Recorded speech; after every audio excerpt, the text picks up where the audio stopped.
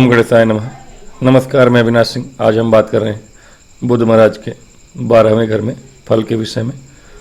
12वें घर में बुध का क्या फल होता है, इसके विषय में चर्चा होगी। यदि आपको वीडियो पसंद आएगा तो लाइक और सब्सक्राइब करिएगा। बुध का सामान्यतः द्वादश भाव में फल उतना अच्छा नहीं कहा गया है। जनरल प्रेडिक्शन है, निकृष्ट फल बताया गया है। और निकृष्ट फल का मतलब होता है कि यहाँ पर बैठे हुए बुध जनरली सामान्यतः अच्छा फल नहीं देते। षष्ठ के बुध को फिर भी आप अच्छा कह सकते हैं, ज़्यादा नहीं 25%, और 25 नहीं उससे अधिक भी। दो मामलों में, या तो यदि आप विद्यार्थी हैं या कंपटीशन के क्षेत्र में हैं और आगे बढ़ रहे हैं उस क्षेत्र में, और शत्रुओं का हनन करने में, किसी भी प्रकार के शत्रु हो, वो एक ही बात हो गई। इसलिए मैंने बोला 25%। बाकी यहाँ भी अच्छे फल नहीं है। हाँ, अष्टम में बहुत शुभ फल बताया गया है बुध का, लेकिन द्वादश में पूर्णतः निकृष्ट फल बताया गया। हाँ, यदि आप स्त्री जातिका हैं, स्त्री जातिका के लिए एक अच्छी चीज़ है कि यहाँ पर आपको सुपुत्रवती कहा गया है। यदि आपके स्त्री जातिका के 12वें घर में यहाँ पर बुध बैठे हों, आपको सुपुत्रवती कहा गया है। इसके अतिरिक्त यदि कोई जातक है, जातक के लिए यहाँ पर अच्छे फल नहीं कहे गए, निर्धन होना बताया गया है। और इसके अलावा क्रूर शब्द का उपयोग किया गया है, अथवा आलसी बताया गया है। दीन शब्द का उपयोग किया गया है, दीन दुखी होना बताया गया है। यानी कुल मिला के बुध का इस भाव में फल अच्छा नहीं कहा गया है। और भी बहुत सी चीज़ें हैं। मान लीजिए कि बुध यहाँ है तो आपको जीवन में समय समय पर अपमानित होना पड़ता है, और कहीं ना कहीं ये जो अपमान वाला शब्द है ये सबसे ज़्यादा आपके फेवर में नहीं होगा। क्रूर हैं आप तो ठीक है, आप ही के फेवर में है। निर्धनता आपके फेवर में नहीं है। निर्धनता का अर्थ है कि आप बहुत खर्चीले हो सकते हैं, आपकी बुद्धि खर्चीली होगी। आप धन एकत्र नहीं करेंगे, और धन एकत्र ना करना भी अपने आप में निर्धनता ही है। और वैसे भी दुर्योग है, मैंने सभी भावों में बताया हुआ है दुर्योग।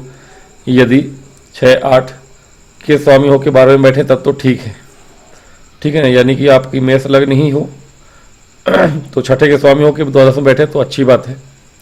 लेकिन यहाँ पराक्रम भाव के भी स्वामी हैं, फिर भी ये आपका दुर्योगी बनेगा। तीसरे का स्वामी अगर 12 में, लेकिन यहाँ से राजयोगी बन रहा है, तो एक से दुर्योग एक से राजयोग तो नील हो जाएगा, सामान्य फल होगा। लेकिन हाँ, बुध की एक दृष्टि भी होती है। मैं अभी सभी राशियों के विषय में बताऊंगा। भावों के विषय में मैंने बता दिया है कि अगर आप जानते हैं कि लग्न का स्वामी 6-8-12 में बैठे तो अवयोग बनेगा। द्वादश द्वितीय भाव का स्वामी बैठे तो आपका कहीं ना कहीं ये भी दुर्योग ही बनाएगा। तीसरी, चतुर्थ, सप्तम, नवम, दसम, एकादश, ये सभी आपके दुर्योग ही बनाते हैं।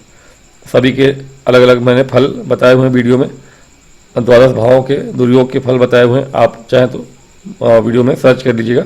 द्वादश भाव में सभी भावों के दुर्योग मैंने बताए हुए। निस्वह योग, मृति योग, कुहू योग, पामर योग, यहाँ पे निर्भाग योग, ये हर्ष योग बनाता है, राजयोग है। ये आपका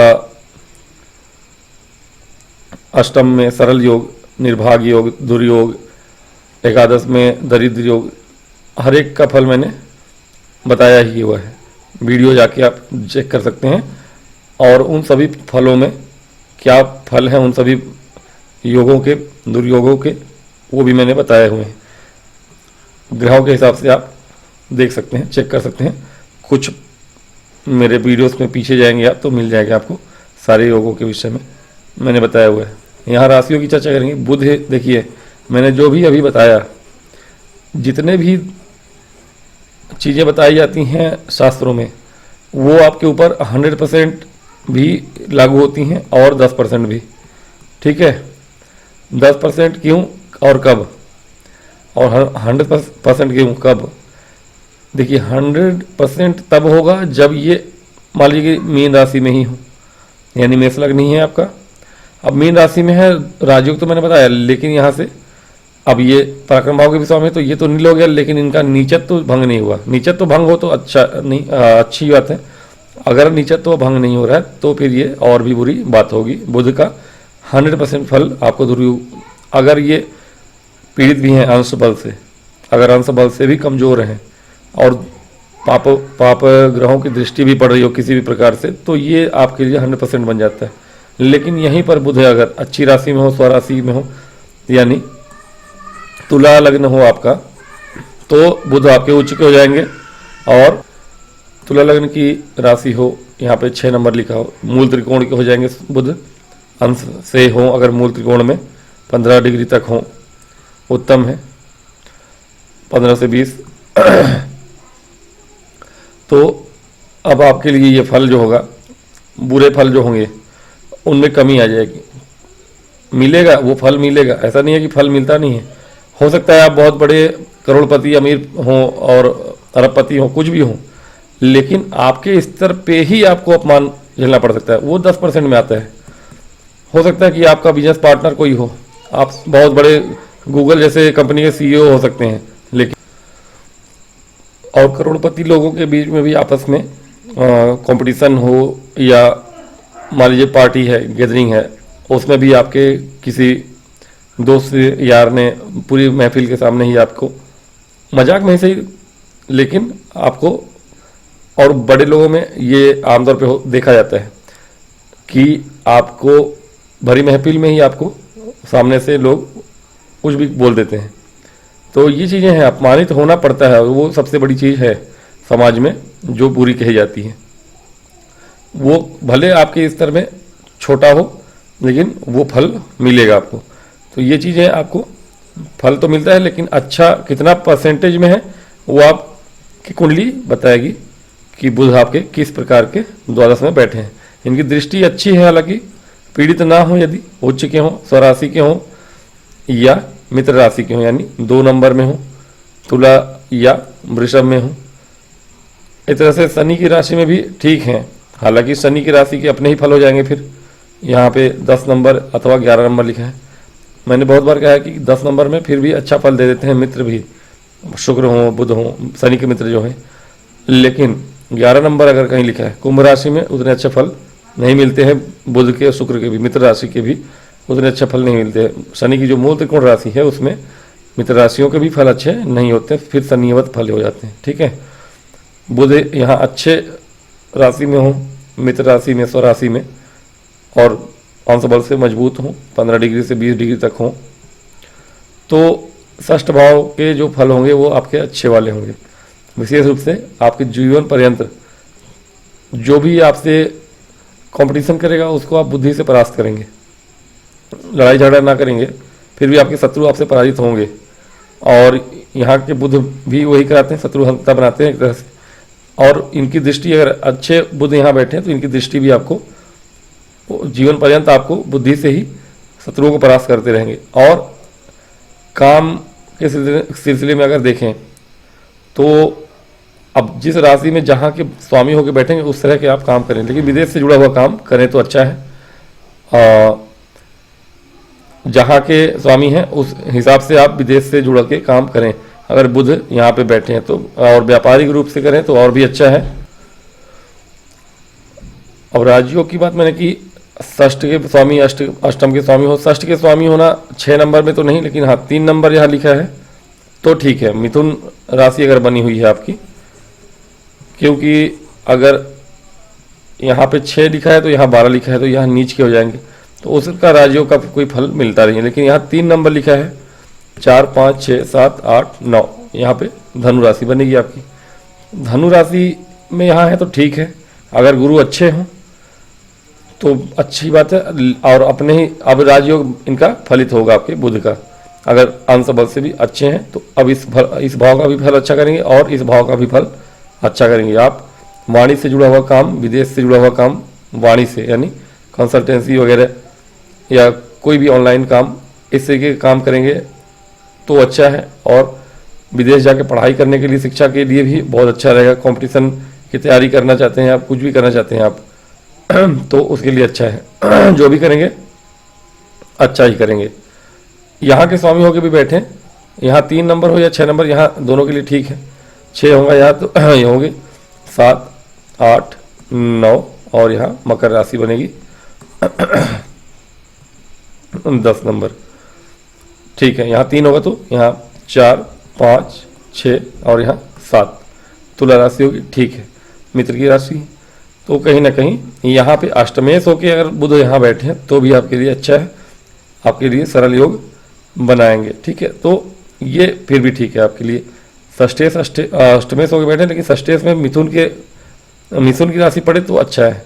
बाकी और कहीं के स्वामी होकर बैठते हैं तो उस भाव संबंधी फल आपको विदेश से जुड़ के ही मिलेंगे, उस भाव संबंधी जिस भाव के बैठे हों।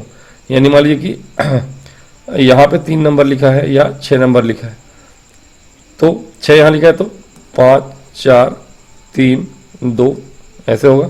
यानी लग्नेश ही आपके बुध हैं। लग्नेश का द्वादश में जाना अच्छा नहीं है, हालांकि फिर भी विदेश से जुड़ के या विदेश जाके आप काम करेंगे तो बहुत तरक्की पाएंगे।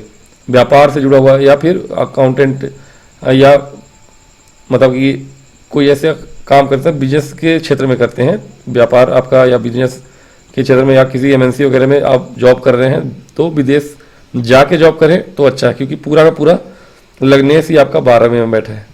तो लग्नेश ही 12वें में है, यानी कि आप स्वयं टोटल के टोटल चले जाइए, ठीक है ना।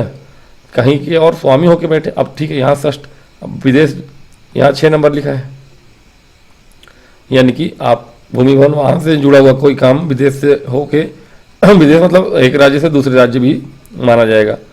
अपना जन्म स्थान छोड़ के 300 किलोमीटर दूर जाएं आप, एटलीस्ट 100 कोस जो मैंने बताया था, तो फिर आपको सफलता प्राप्त होगी उसमें। और भूमि भवन वाहन से जुड़े हुए काम में भी सफलता प्राप्त होगी। स्वयं चले जाएंगे तो आपको टोटल लाभ होगा। तो ये इस तरह मैंने एग्जाम्पल दिया, सभी भावों में इसी तरह आप समझिए। तो बुध का जो 12वें का फल है जनरली अच्छा नहीं है, हम उसमें से अच्छा निकालते हैं, या होता ही है पूरी तरह से कोई भी ग्रह कहीं भी हो बुरा अच्छा नहीं होता, कुछ बुरा होता है कुछ अच्छा होता है। वो आपकी कुंडली और आपके प्रारब्ध पे निर्भर करता है कि आप किस जगह पे हैं, किस पोजीशन पे हैं, आप आध्यात्मिक रूप से सामाजिक रूप से किस स्थिति में आपका जन्म हुआ है और किस स्थिति तक जा सकते हैं आप, जाएंगे, वो डिपेंड करता है आपकी कुंडली ओवरऑल, मतलब पूरी की पूरी कुंडली पे ही, आपके पूरे पूरे व्यक्तित्व पे, लग्न और लग्नेश पे भी निर्भर करता है, ठीक है। तो यही है आज का वीडियो। आशा करता हूँ कि आपको कुछ लाभ हो। यदि लाभ हो, आपको वीडियो अच्छा लगे तो लाइक और सब्सक्राइब करिए। और अगर कोई प्रश्न हो आपके मन में, नंबर्स हैं, नंबर पे नहीं करना तो आप कमेंट में भी पूछ सकते हैं। हाँ, ये है कि डिटेल में जो भी पूछना हो डिटेल में प्रश्न लिखें जिसका आंसर मैं कर दूं। तो आज की वीडियो में इतना ही, मिलूंगा नेक्स्ट वीडियो में, तब तक के लिए नमस्कार। ओम गणेशाय।